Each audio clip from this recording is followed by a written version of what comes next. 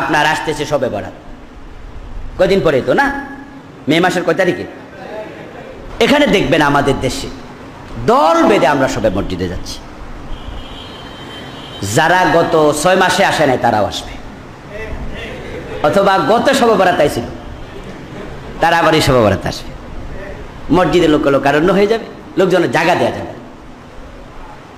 এবং মানুষ মনে করছে এইটা যে কি বিশাল ফজিলত, অনেক বড় সওয়াবের কাজ, আল্লাহ সব গুনাহ ক্ষমা করে দেবে। অথচ আমরা সুন্নাত দিকে যদি তাকাই, রাসূল সাল্লাল্লাহু আলাইহি সাল্লামের জীবনে 23 বছর নবুয়তি জীবন গেছে। 23 বছরের ভিতরে একটা শবে বরাতেও তিনি সাহাবীদেরকে নিয়ে এরকম মসজিদে ইজতেমাই ইবাদত করেন।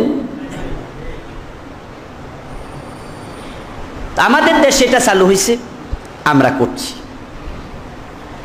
এখন যদি আমরা বন্ধ করে দিই, বলি দরকার নাই, তাহলে হাজারো প্রশ্ন উঠবে।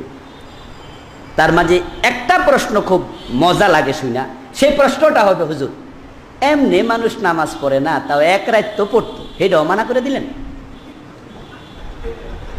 যে হুজুর যে গত বছর পড়ছে হে এবার আসছে, তো এবার তো আসছে কমপক্ষে, যদি আপনি এটাও মানা করে দেন তাহলে তো হে এবারও আইলো না। শুনে মনে হয় কথা তো ঠিক, আরে মানা করবো না। আচ্ছা, এবার আমি আপনাকে একটা প্রশ্ন করি, এই বেটা যদি এইবারও না আসে আল্লাহর কি ক্ষতি হইতো? এই বেটা যদি এইবারও না আসে আল্লাহর কি লস? তাহলে আল্লাহর দ্বীনকে আপনি কি মনে করছেন যে আল্লাহকে আপনি হেল্প করছেন, সহযোগিতা করতেছেন? এভাবে 2-4 রাকাত পয়রা মাঝে মাঝে আইসা আপনার আমার যুক্তির নাম ইসলাম হবে না, ইসলাম হবে কোরআন এবং হাদিসের নাম, ঠিক না? ওই জন্য তো উনি বলছেন যে আপনার আমলটা সুন্নাহ মোতাবেক হওয়া লাগবে।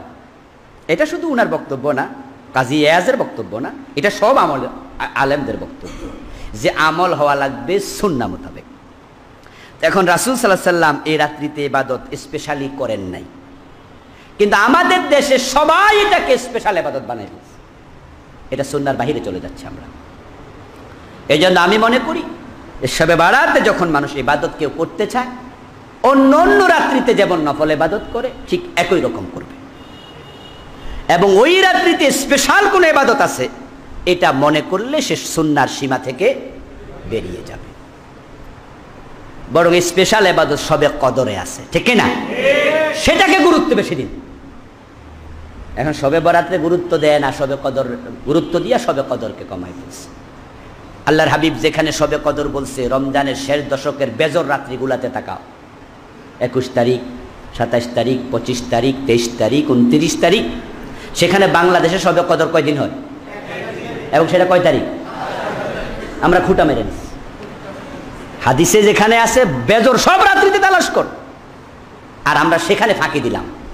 এই জন্য যদি আপনার আমল আমার আমল কবুল হোক আপনি চান, তাহলে আপনাকে ইখলাসও আনতে হবে, রাসূলের সুন্নাহর আলোক আমল